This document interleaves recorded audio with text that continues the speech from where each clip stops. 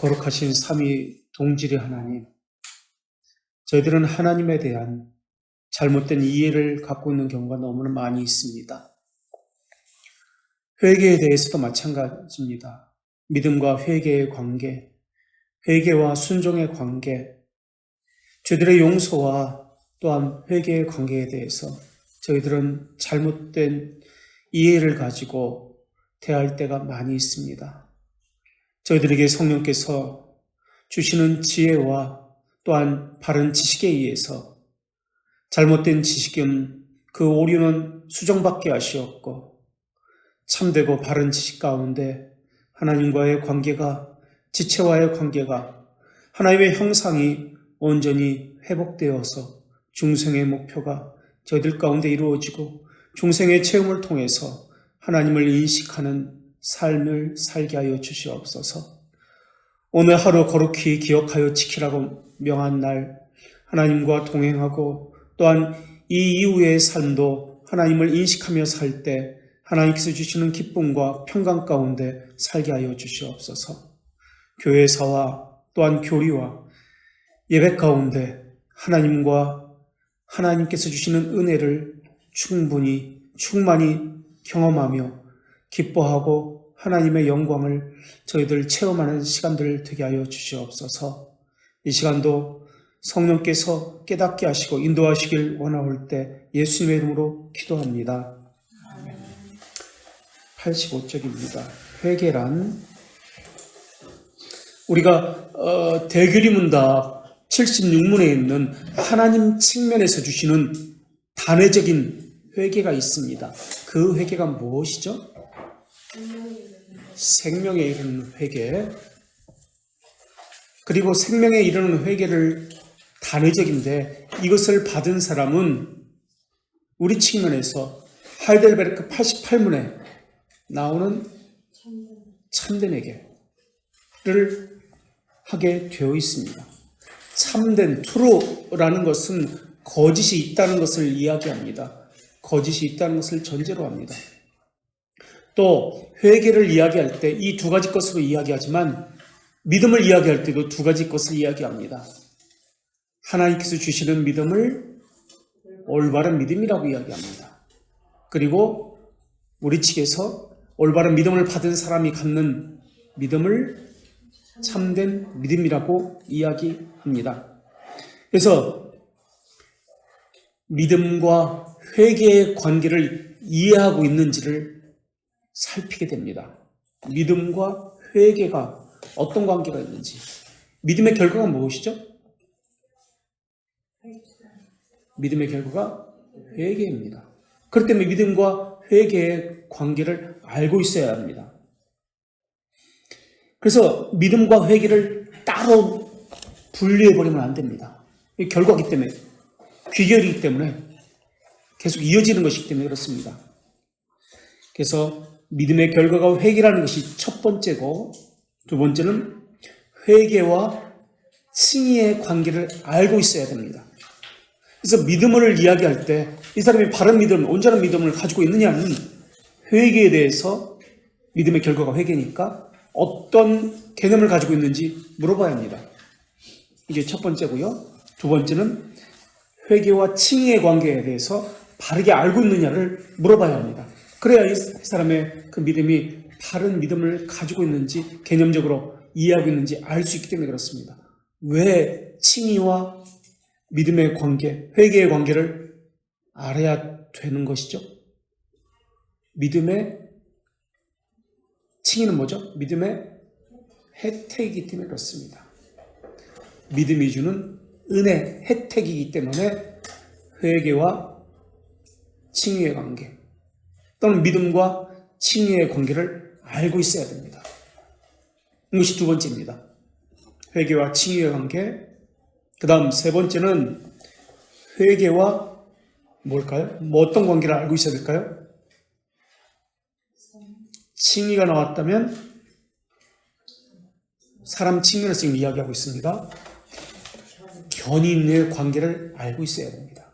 회개와 견인의 관계. 또는 다른 말로 이제 조직신학적으로는 이건 성화라고 이야기하죠. 신앙고백서 측면에서는 교리문답서나 견인이라고 이야기하고 조직신학적으로는 이것을 성화라고 이야기합니다. 그래서 이 세 가지 것, 믿음과 회개, 칭의와 회개, 견인과 회개, 이 관계를 알고 있어야지 바른 믿음에 대한 회개에 대한 개념을 가지고 있다, 그렇지 않다를 알 수가 있습니다. 이게 안 되면 회개에 대한 개념이 없다는 말이에요. 잘못된 회개를 가지고 있다는 겁니다. 그래서 회개는 두 가지 측면이 있습니다. 하나는 중생과 관련되어집니다. 중생은 하나님의 측면, 단회적입니다. 그래서 이것은 무슨 믿음? 올바른 믿음과 관련되어집니다. 그래서 이것은 다른 말로 생명에 이르는 회개와 관련되어집니다. 그래서 회개는 중생과 관련되어 있고 올바른 믿음과 관련되어 있고 생명에 이르는 회개와 관련되어 있습니다. 이것을 다른 말로 하나님의 측면이기 때문에 은혜라고 이야기합니다. 은혜라고 이야기합니다. 그리고 두 번째는 회개는 두 가지 측면이 있는데 우리 측면에서 이것은 무엇과 관련되어질까요? 이것은 올바른 믿음이었다면 우리 측면에서는 참된 믿음, 그리고 우리 측면에서는 견인과 관련되어집니다. 회개는 두 가지 측면이 있는데 하나는 중생과 관련되어집니다. 또 하나는 견인과 관련되어집니다. 그리고 견인은 참된 믿음과 관련되어집니다. 또 참된 회개, 하이델베르크 88면에 나오는 참된 회개와 관련되어집니다. 참된 회개와 관련 지어진다는 말의 의미는, 견인과 관련되어진다는 말의 의미는 삶과 관련되어집니다 라는 뜻입니다. 그래서 그 사람의 삶이 없다면 말로는 다 압니다. 교리적으로 다 압니다. 그런데 삶과 관련되어서 열매 또는 결과, 결실, 귀결이 없다면 이것은 거짓 신앙이다 라고 합니다. 스콜라주의가 이성으로 동의만 합니다. 그것에 대해서 동의합니까? 예, 믿습니다 라고 하는 것이 스콜라주의입니다. 이성을 가지고 동의만 하면 그것을 믿음이라고 이야기합니다. 그러나 우리는 그것을 믿음이라고 이야기하지 않습니다. 역사신앙이죠. 그것은 우리가 이미 배운 대로 역사신앙이다. 역사적 신앙과 역사신앙은 다릅니다. 역사신앙이다 라고 합니다.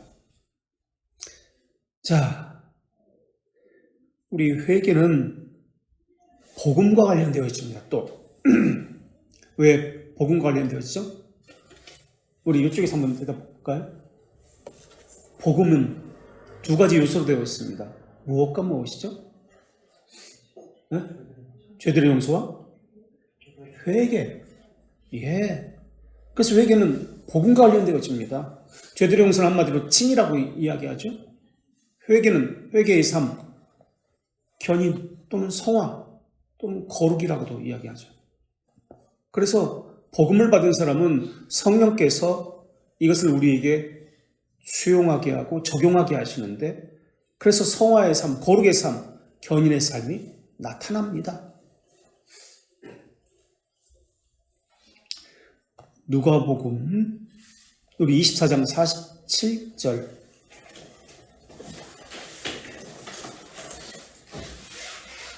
(24장 47절) 한번 누가복음 24장 47절에 어떤 말씀이에요? 네. 또 그의 이름으로 제사함을 받게 하는 회개가 예루살렘에서 시작하여 모든 족속에게 전파될 것이니 기록되었습니다. 네. 죄사함을 칭이죠. 죄사함을 받게 하는 회개. 복음이 무엇인지를 지금 기록하고 있습니다. 죄사함을 받게 한다. 복음은 두 가지 요소가 있습니다. 죄들의 용서. 하나님의 측면은 죄 사면이라고 그러고 우리 측면에서 말할 때는 죄들의 용서라고 이야기합니다. 죄사함을 받게 하는 회개가 예루살렘에 시작해서 모든 족속에게 전파된다라고 나옵니다. 복음이란 뜻이에요. 복음.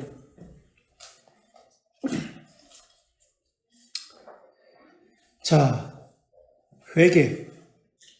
포에니텐티아라고 하는데요. 포에니텐티아. 우리말로는 회개 또는 참회라고 합니다. 근데 참회라고 번역할 때 이건 로마 카톨릭에서 참회라는 단어를 쓰기 때문에 우리는 잘 쓰지 않습니다. 참회라고 해도 되는데 로마 카톨릭에서 이 단어를 쓰기 때문에 좀 잘 쓰지 않는데 어쨌든 교회와 관련해 가지고는 회개가 교회와 관련된 회개, 이제 개인적인 회개를 지금 여기서 다루고 있는데 교회와 관련된 회개는 기독교 강요 4권에서 다룹니다.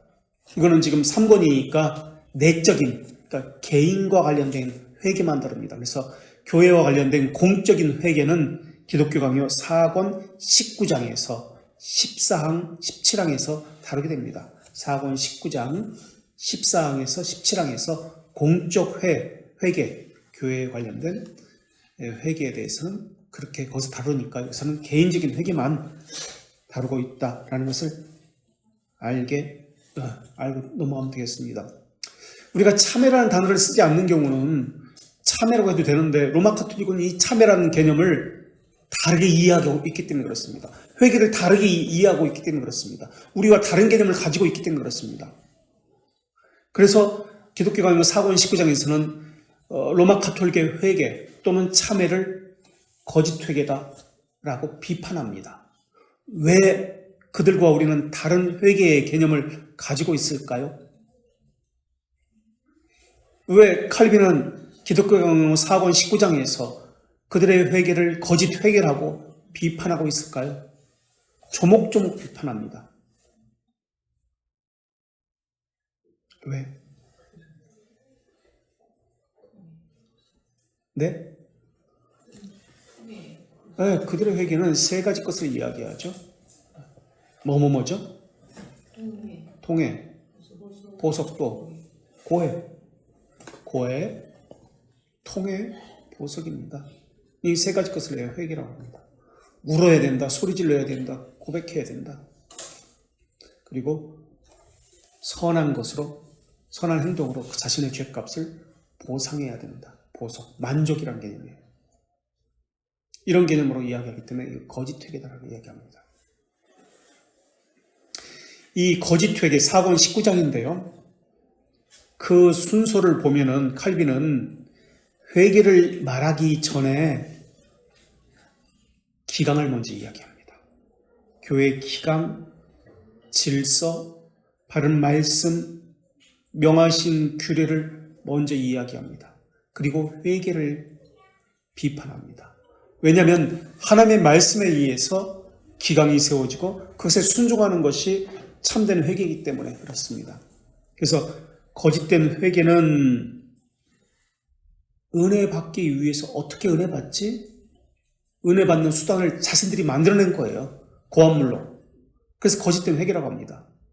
은혜 받는 방편을 자기들이 프로그램으로, 의식으로, 교회 안으로 가지고 들어온 겁니다. 고안해내서. 그래서 거짓된 회개라고 합니다. 그것을 붙들고 이렇게 하면, 이런 의식에 참여하면, 이런 프로그램에 참여하면, 이렇게 목사님에게 머리를 들이밀어서 안수를 받으면 은혜를 받습니다. 이렇게 고안해낸 거예요. 그래서 거짓 회개라고 이야기합니다. 자, 책으로 들어가서요. 회개란 하나님께로 돌이키는 것을 이야기합니다. 돌이킨다. 의지의 변화를 이야기하죠.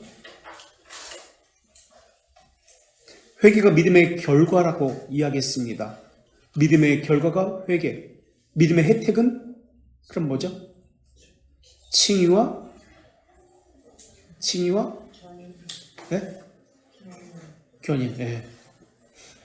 또는 성화 또는 거룩. 네. 믿음의 혜택은 칭의 또는 기독교에서는 선행이라고 나옵니다. 선행. 영적 선을 행하는 것. 돌이키는 것을 말합니다. 잘못된 행동들을 열거해 놓고 하나씩 용서를 구하는 것. 이게 뭐죠? 죄를 명록을 다 써가지고 사순절 때 십자가에 못 박아놓고 거기다 붙이는 것. 아니면 그 수련회 가가지고 모닥불을 피워놓고 종이를 여기다 자기 죄를 써가지고 불에 태우는 것. 하나하나 열거하는 것. 그게 뭐예요? 고해. 이것은 회개라고 말하지 않습니다. 이것은 어때요? 죄의 목록을 이것을 위해서 기도해 주십시오. 이것을 위해서 우리 기도합시다. 교회에서 통성으로 기도하는 거. 기도 제목 불러주고. 어떠세요? 기도 제목 우리가 이 시간 아무개를 위해서 뭘 위해서 기도합시다. 통성으로 기도하는 거. 그 다음 그가 끝났으면 또 그 다음 기도 제목 불러주면서 이것을 위해서 우리가 함께 기도합시다. 또 그 기도 끝났으면 어떤 목록을 또 불러주고 이것을 위해서 우리가 기도합시다. 고해. 그렇게 하죠. 그렇게 했죠. 저도 그렇게 했으니까 몰라가지고. 그 기도 막 소리를 질러야 되는 걸로 알고 막 악을 써가면서 마이크 때 대고 기도인도 하잖아요. 목사님들이. 막 악을 써가면서 막 이렇게 하고. 고해. 회개는 영적인 변화입니다. 영적 변화를 어떻게 할 수 있죠? 영적 변화. 영이라는 것은 내가 보이지 않는데 영의 기능이 변합니다라는 것을 가지고 알 수 있습니다. 영의 기능, 무엇과 무엇으로 대표적으로 나타나죠? 영의 기능.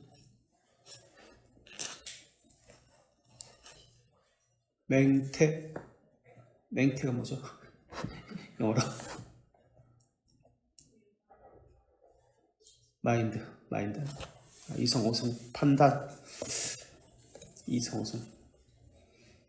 마인드. 그리고 하트. 심정이라고 그렇게 번역되어 있죠. 의지. 그래서 영의 기능은 어디에 하나님께서 영을 부어주시죠? 은혜를 부어주시죠? 심정, 의지에 부어주십니다. 그래서 돌이키게 되어 있습니다. 의지가 바뀌게 되어 있습니다. 다시 말하면 순종의 의를 받았기 때문에 순종하게 되어 있습니다. 영의 기능이 바뀐다는 것은 순종을 이야기합니다. 그래서 칼빈은 의의 전가를 칭의를 받을 때 칭의는 두 가지 것으로 구성되어 있죠. 의의 전가와 죄들의 용서. 의의 전가와 죄들의 용서를 하나로 이야기하면 하이델베르크는 한 가지 더 이야기하는데 만족을 이야기합니다. 예수 그리스도의 완전한 만족. 그래서 이 세 가지 것을 이야기할 때 한 단어로 의의 전가라고 이야기하는데 칼빈은 순종의 전가다라고 이야기합니다. 그래서 순종하게 됩니다라고 이야기합니다. 그래서 회개는 순종을 이야기합니다. 의지의 변화이기 때문에 순종합니다. 하나님의 말씀에 순종합니다. 하나님이 지정하신 질서에 순종합니다. 그런 개념입니다. 자, 지성적이고 이성적인 변화만을 의미하지 않습니다. 심정의 변화, 순종을 의미합니다. 생각과 판단에서도 당연히 변화가 있어야 하지만 이제 하나님에 대한 바른 지식을 가지게 되니까 생각과 이성에 대한 변화가 있게 되는 것이죠. 그런데 거기서만 그치는 것이 아니라 그것을 회개라고 하지 않습니다. 성경에서 회개를 말할 때는 항상 심정의 돌이킴을 이야기합니다. 의지의 돌이킴, 의지의 변화를 이야기합니다. 이것을 중생에서 이미 이야기했습니다. 중생은 기독교 강요 2권 3장입니다. 2권 3장에서 심정의 돌이킴이 중생이다라는 것을 이미 이야기했고요. 일컫습니다. 그래서 악한 의지가 선한 의지로 돌아섬이 중생입니다. 새 영을 너희 속에 두고 새 마음을 너희에게 주되 너희 육신에서 굳은 마음은 옛사람을 이야기합니다. 옛사람은 편협한 마음을 가진 것, 편협한 마음을 향해서 자발적으로 행합니다. 죄를 향해서 자발적으로 행합니다. 누가 시켜서 하는 거 아니에요. 자기가 자발적으로 기뻐서 행하는 거예요. 자기 열정에 의해서, 자기 욕심에 의해서 스스로 움직이는 것이 편협함입니다. 극단적 이기심이라고 어거스틴은 그렇게 표현했죠. 그래서 타락은 이기심입니다. 자기중심적인 겁니다. 자발적으로 그릇된 것만 행합니다. 그게 좋게 보이는 거예요. 중생된 자도 죄의 잔재는 남아있습니다. 그래서 죄의 잔재와 여전히 투쟁하는 자입니다. 그래서 교회에서 그것을 고쳐주는 거예요. 말씀을 통해서 성령께서 하시는 일은 그 속에 있는 죄의 그 싹을 다 드러내는 거예요. 그래서 그것을 책망하는 거예요. 그래서 말씀을 들을 때 양심이 찔리는 겁니다. 그거 고치게 하기 위해서 그렇습니다. 그래서 죄를 책망하시는 거, 이게 성령께서 하시는 겁니다. 거룩한 영이고 진리의 영이시기 때문에, 성결의 영이시기 때문에 죄를 그냥 둘 수가 없기 때문에 그렇습니다. 그래서 말씀을 들을 때 찔립니다. 책망을 받습니다. 그 속에 이것이 죄였어? 하는 것들이 늘 떠오릅니다. 말씀을 들을 때. 제대로 된 거예요. 그런데 거기서 그치는 것이 아니라 심정에 돌이킴이 있습니다까지 이렇게, 이게 회개입니다라고 나오는 거예요. 그러니까 순종합니다. 죄를 죽이게 합니다. 옛사람 죽이게 합니다. 극단적 이기심, 자기중심적인 이 생각을 버리게 합니다. 그래서 우리를 생각합니다. 하늘에 계신 우리 아버지를, 관계적인 기도를, 관계를 고려합니다. 이렇게 나오게 되는 겁니다. 자, 그래서요.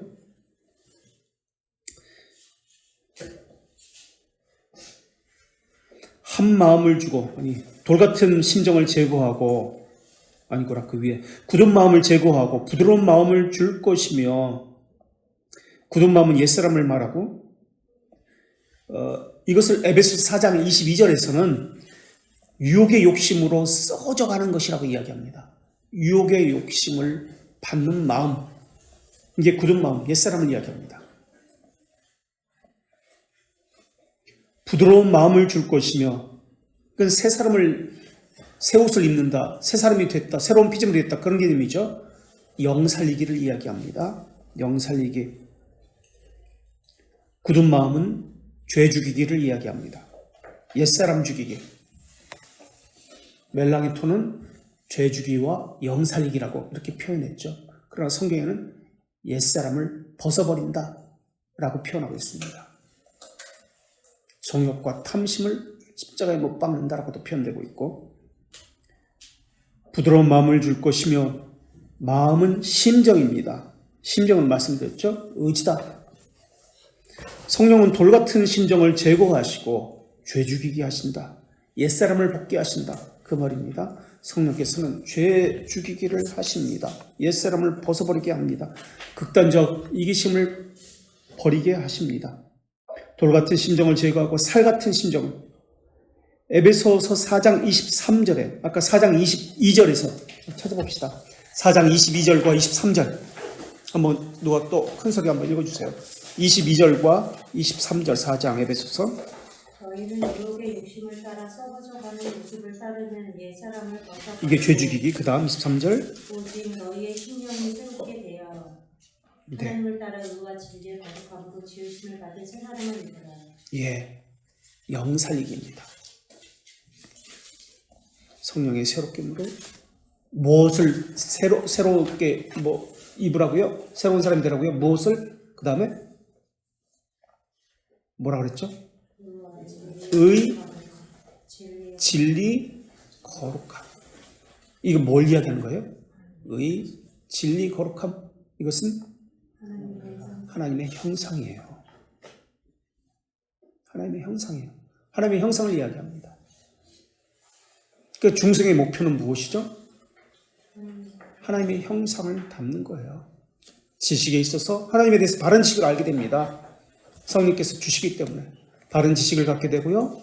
의, 이웃과의 관계, 지체와의 관계, 주어야 할 것을 주는 것, 주지 말아야 할 것을, 행하지 않을 것을 행하지 않는 것, 이게 의입니다.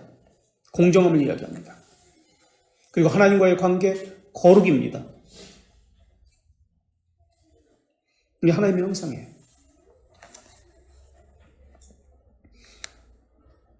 그래서 영 살리기를 합니다.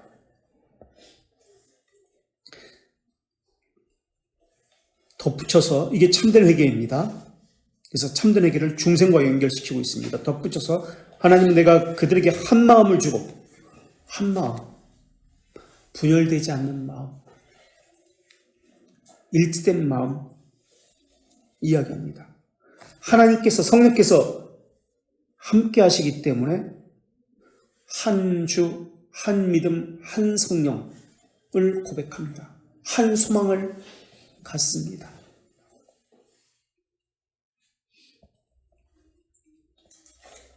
생명에 이르는 올곧은 마음을 갖게 됩니다.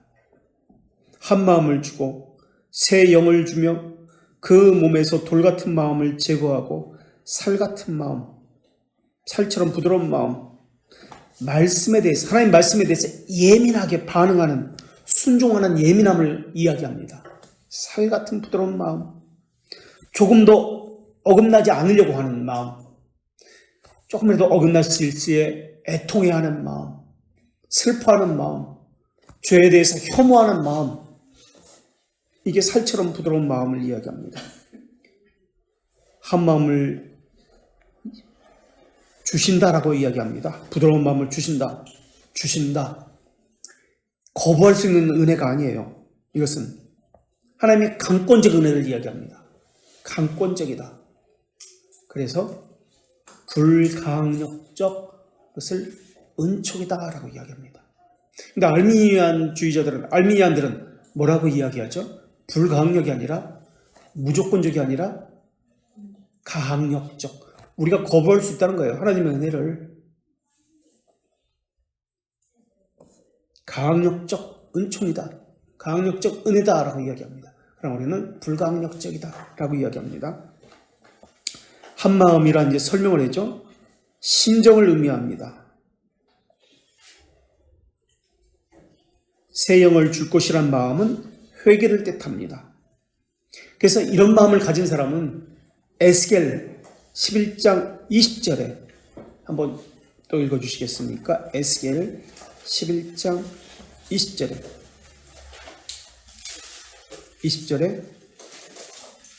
11장 20절 내 율례를 따르며 내 규례를 지켜 행하게 하리니 내 율례를 따르고 내 규례를 지켜 행하게 된다라고 이야기합니다.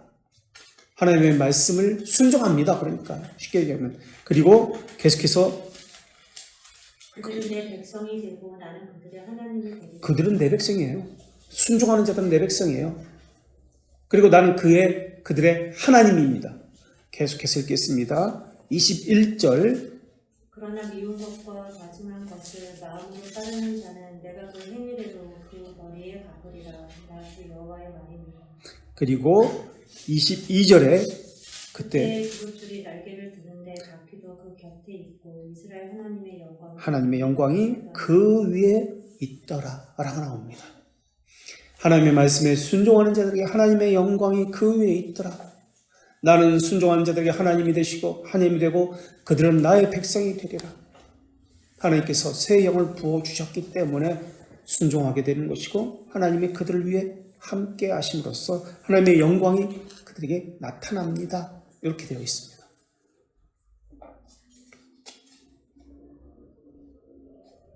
그래서 복음 선포로 인해서 죄들의 용서와 의가 제한됩니다. 그래서 죄인들은 사탄의 뜻, 하나님의 뜻이 아닌 것에 거부감을 갖습니다. 악의 속박에서 벗어납니다. 하나님의 나라로, 생명의 나라로 가기 때문에 복음을 수용한 자는 자기 안에서 오류를, 거짓을 발견하고 이것을 버리게 됩니다. 그래서 생명의 길로, 참된 올바른 길을 걷게 됩니다. 참된 거룩을 실천하게 됩니다. 그래서 자기 안에 잘못된 것이 발견되면 즉시 그것을 버립니다.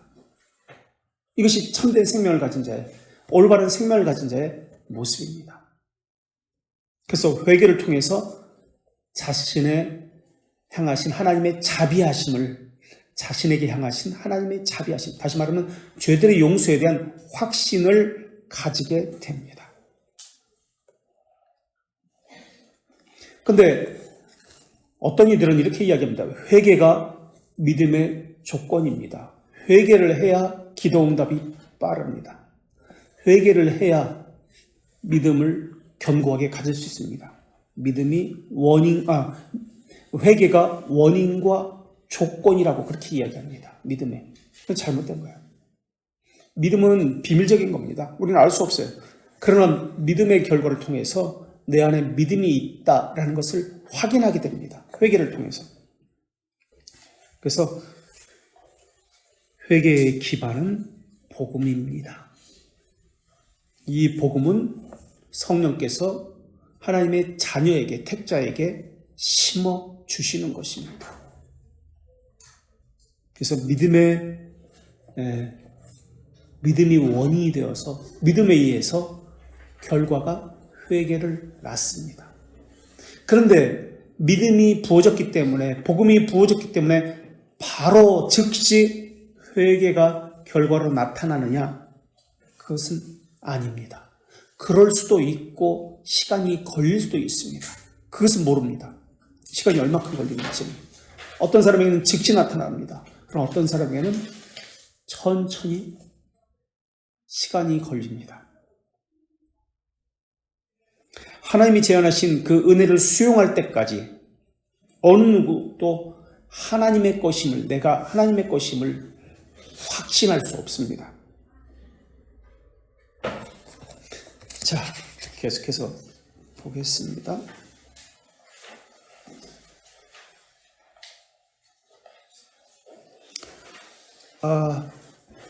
요한복음 3장 6절 우리가 안 읽었죠? 예, 요한복음 3장 6절 한번 볼까요?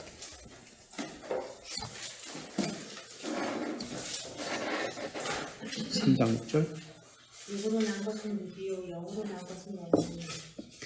예, 육으로 난 것은 육입니다. 육신의 생각은 사망입니다. 육신의 생각은 하나님과 원수가 됩니다. 육체는 하나님을 대적합니다. 그래서 광기를 부립니다. 반감, 소극적으로는 반감, 불편한 감정에 내가 왜 이렇게 여기에 있지? 나 듣기 싫어. 저 말씀. 반감을 있습니다. 불편한 감정이 있습니다. 이것이 적극적이 되면 광기를 부립니다. 그래서 육체는 하나님을 중생하지 않은 육체는 하나님을 대적합니다. 적의를 가지고 있습니다.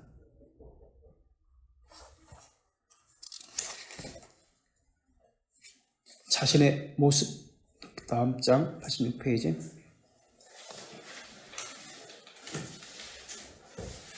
타락한 인간성은 자기를 구원할 수가 없어요. 무엇을 하면 할수록 사람들은 그것을 선이라고 이야기하지만 그 선행을 한다 할지라도 거기에는 악이 있습니다. 하나님께서는 그것을 받아주지 않으세요. 자기는 선한 일을 했다고 하지만 선한 일을 한 것이 아니라 오염된 죄 가운데 있다라는 것만 확인할 뿐입니다. 그래서 자기가 착한 일을 했다라는 것은 자기 착각이에요. 속임입니다. 그래서 중생에서 회심이, 거룩이, 견인. 계속해서 보겠습니다. 복잡한 심정이 변하는 것은 쉽지 않습니다. 기독교가 이권 3장을 다시 설명합니다. 이 부분에서 우리 지금 3권하고 있잖아요. 근데 이 부분에서 다시 한번 중생이 무엇인지를 이 책에서는 짚고 넘어갑니다. 그래서 2권 3장을 중생에 대한 부분을 다시 설명하고 있습니다. 원래 기독교는 이 부분이 안 나와요. 이제 이건 쉽게 하기 위해서 잊어먹었던 2권에서의 중생의 부분을 다시 설명하고 있습니다. 복잡한 심정이 변하는 것은 쉽지 않습니다. 말씀을 통해 두려움이 일어나지 않으면, 말씀을 들을 때 책망과 두려움이 일어나야 됩니다. 당연히 심정은 변하지 않습니다. 왜냐하면 우리는 허무한 것, 헛된 것에 기울어져 있기 때문에 그렇습니다. 그래서 진리를 붙잡기에는 우리는 너무 무지하고 강팍합니다. 어둠 속에 있기 때문에, 둔한 상태로 있기 때문에, 오염된 상태로 있기 때문에 이게 진리인지를 몰라요. 그래서 거부하는 거예요.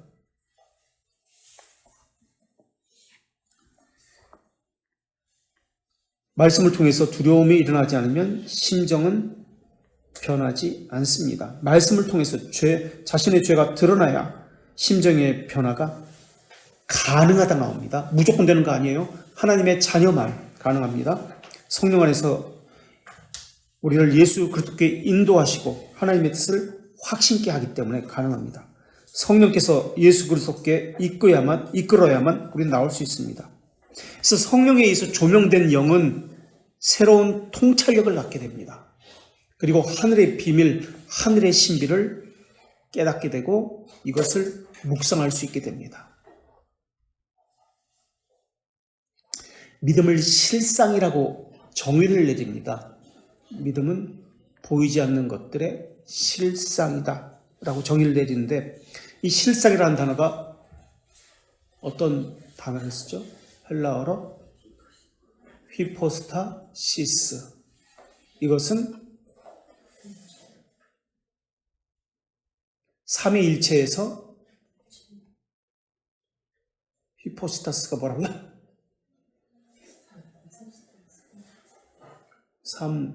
삼위일체라는 용어는 엄밀히 말하면 정확한 용어가 아니에요.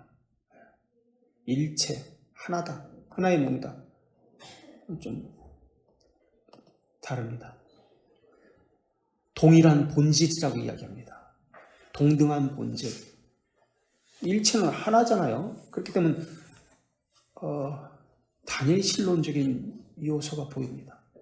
삼위일체라기보다도 정확한 번역은 동질, 동등한 본질, 동일한 본질이라고 그렇게 해야 합니다. 삼위동질, 삼위일체에 대해서 이제 할 때 우리가 배웠고 다시 배우게 될 텐데, 어쨌든 실상은 이제 히브리서의 11장 1절에 나오고 1장 3절인가도 거기서 나오죠. 2절 3절에 실상은 위격적 존재라고 할 때 위라는 뜻입니다. 위, 히포스타시스, 위격. 믿음은 나타나지 않은 것들의 증거다. 보이지 않는 것을 보는 것처럼, 보이지 않습니다. 그러나 보는 것처럼, 감춰진 것이 나타나는 것처럼 하나님의 신비는 본질적인 것을 우리에게 현존으로 또는 실존으로, 본질이 있습니다. 하지만 이것이 온전히 우리에게 나타나는 것은 아니에요. 그것이 우리에게 현존, 보여지는 것. 보여질 때는 그것은 모든 것을 보여지는 거 아니에요. 실존으로, 실제 우리에게 보여지는 것, 나타내지는 것. 그런 개념이에요.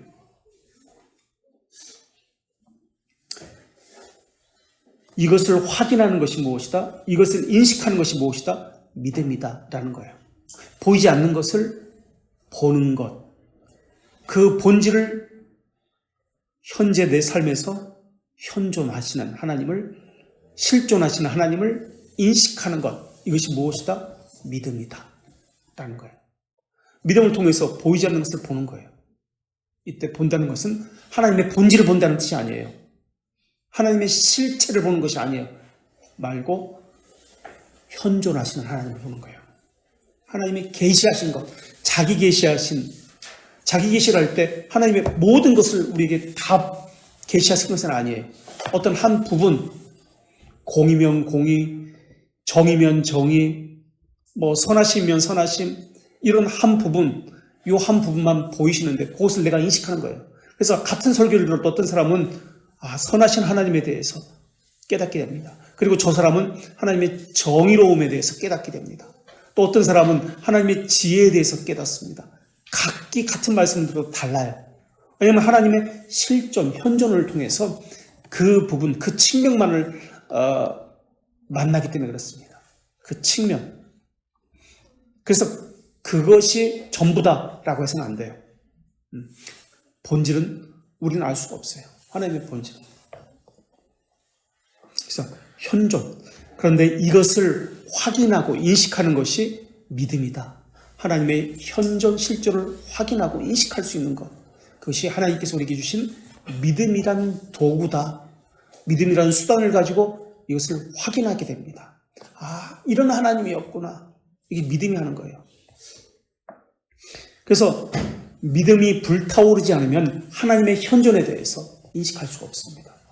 하나님의 선하심을 맛볼 수가 없어요. 하나님의 지혜에 대해서 경험할 수가 없습니다.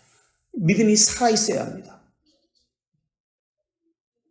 그래서 성령님의 그 역사하심이 없으면 하나님의 부성애와 하나님의 자비하심과 예수 그리스도의 구속의 은혜를 우리가 맛볼 수가 없습니다. 성령께서 하시는 일은 하나님의 자비하심과 예수 그리스도의 구속의 은혜를 우리에게 적용하게 하고 수용하게 하고 적용하게 하십니다.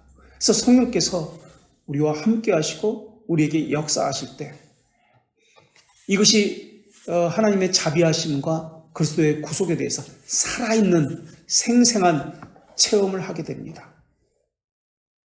그래서 우리에게 주신 성령으로 말미암아 하나님의 사랑이 우리 심정에 부은 바 됨이니라 라는 말씀을 이해할 수 있게 됩니다. 성령으로 말미암아 하나님의 사랑이 우리에게 부어진 바 됨이니라 라는 말씀을 이해할 수 있게 됩니다.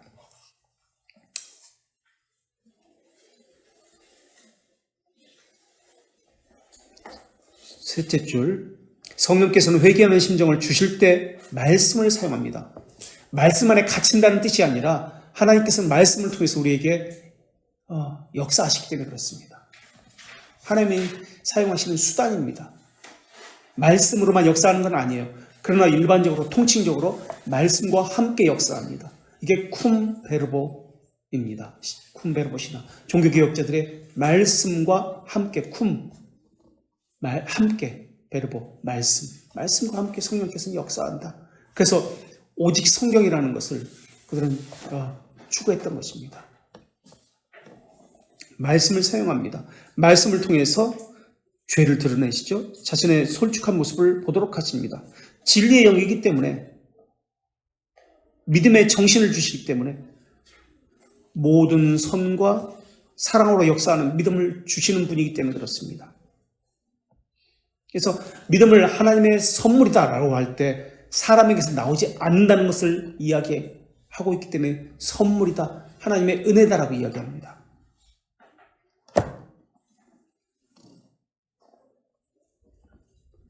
말씀을 깨닫고 자기 모습에 정직하게 직면한 인간은 자신이 범한 죄를 보고 매우 슬퍼합니다. 슬퍼하는 것만 끝나는 게 아니라 돌이켜서 회개하고 순종의 삶을 살죠. 복음의 요약은 회개와 죄들의 용서, 다시 말하면 삶의 새로움을 말하는 것이 복음이기 때문에 그렇습니다. 원죄 가운데 인간성이 부패하고 그래서 죄를 짓게 된 것을 알게 됩니다. 지식적으로. 그리고 다시 말해서 죄 죽이기는 감정이 아니에요. 근데 후회의 마음이나 이런 감정적인 것, 울었다, 눈물을 흘렸다, 기뻐했다, 그런 개념이 아닙니다. 삶이 변하는 것을 이야기합니다. 의지의 변화입니다. 아버지께서 이끌지 아니하면 예수 그리스도께로 나올 수가 없다는 말씀이 요한복음 6장 65절에 있습니다. 아버지께서 이끌지 아니하면 이끌어서 나온다, 의지를 이야기합니다. 감정적으로만 이렇게 바뀌었다, 그런 개념이 아니에요. 생각이 바뀌었다, 그런 개념이 아니에요. 감정적으로 바뀌고 생각이 바뀌고 의지적으로도 바뀝니다. 그래서 의지를 이야기합니다. 순종을 이야기합니다. 다시 말해 자신이 영적으로 죽어있기 때문에 죄에 빠져 허우적거릴 수밖에 없음을 인정하게 됩니다. 인정하는 삶에서, 자기를 인정하는 삶에서 새로운 삶이 나타납니다. 죄에 대해 혐오하게 됩니다. 그래서 내가 아니라 다른 사람이 되기를 바라고 있죠. 자신에게서. 혐오하게 된 인간은 다른 일에 의욕을 상실할 정도로 죄의 문제를 심각하게 고민합니다. 하나님을 두려워하면서 회개가 일어납니다. 심판에 대한 심각함을 인식하게 되기 때문에 그렇습니다. 그런 고민은 중생을 체험했기 때문에 가능합니다. 그래서 믿음 다음에 중생 다음에 회심, 회심을 다른 말로 중생의 체험이라고 여기서는 지금 말하고 있습니다. 중생의 체험. 중생은 믿음의 결과입니다. 그래서 믿음 다음에 중생. 하나님의 선하심을 맛보았기 때문에, 하나님의 선하심을 맛보았다는 것은 믿음이 있습니다. 믿음을 가지고 하나님의 현존을 체험했습니다. 그런 말이에요. 믿음을 부여받았습니다. 그런 말이에요. 믿음을 부여받았습니다. 부패하지 않는 씨앗을 받았습니다. 베드로전서 1장 23절에 나옵니다. 이 말씀 한번 찾아서 한번 누가 읽어주세요. 베드로전서 1장 23절. 부패하지 않는 씨앗을 받았습니다. 베드로전서 성령의 사역인데요. 1장 23절.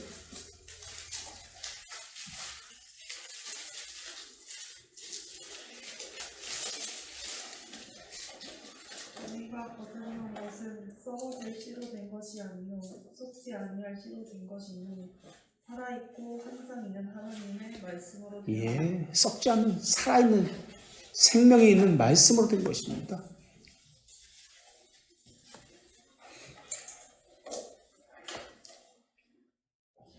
그래서 중생을 체험한 사람은 선하심을 맛봅니다. 하나님에 대한 참된 지식을 가졌기 때문에 일어납니다.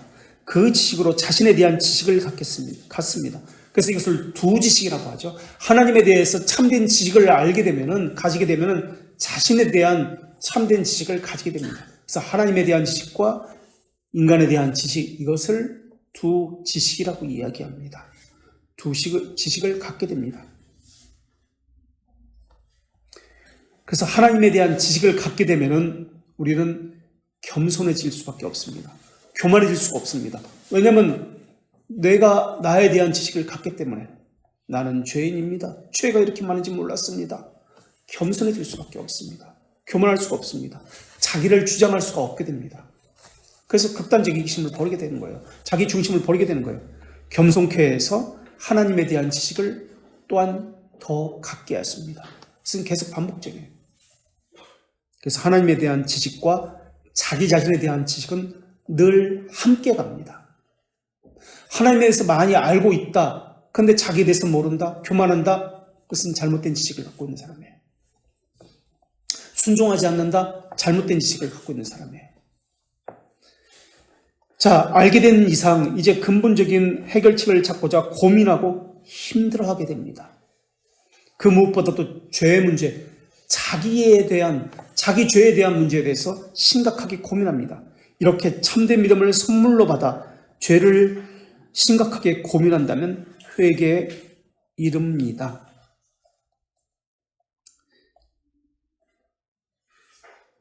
그래서 사람은 움직이시는, 행하시는 하나님에게 자신의 시선을 고정해 놔야 자신을 점검할 수 있습니다.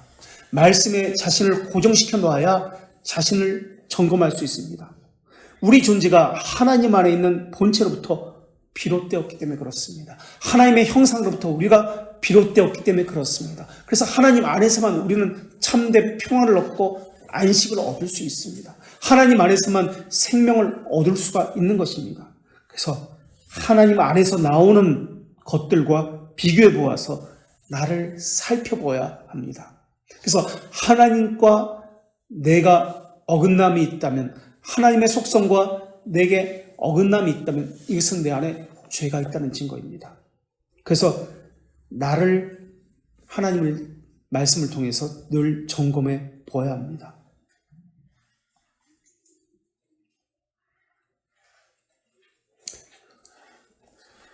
본체와 본질을 이야기하는데, 본체는 휘포스타시스, 위격, 특성을 이야기합니다. 그래서 삼위일체라고 이야기할 때 삼위, 세 특성이다 라고 이야기합니다. 세 특성. 그런데 그 앞에 분리가 아니라, 혼합이 아니라, 분할이 아니라 또 뭐죠? 분리, 분할, 혼합. 네? 뭐요? 변화.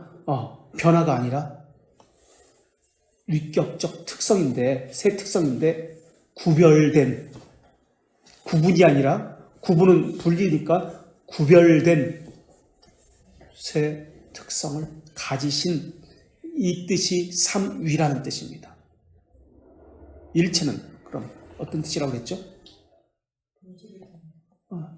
동일한 본질. 본질이 동일하다. 그래서 삼위, 위격은 본체.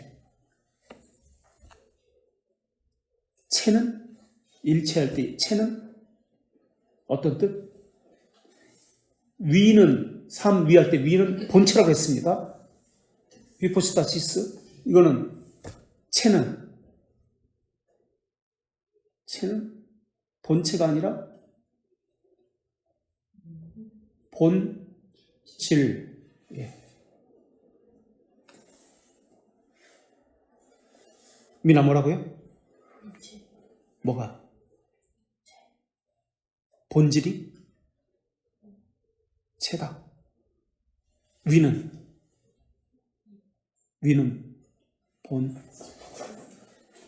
위가 뭐라고? 본질? 본체. 어떤 본체? 삼위는 구별 본체? 그것도 들어가는데 구별 뭐라고요? 현실은 삼위가 뭐라고요? 새 특성. 그렇죠. 구별된 새 특성.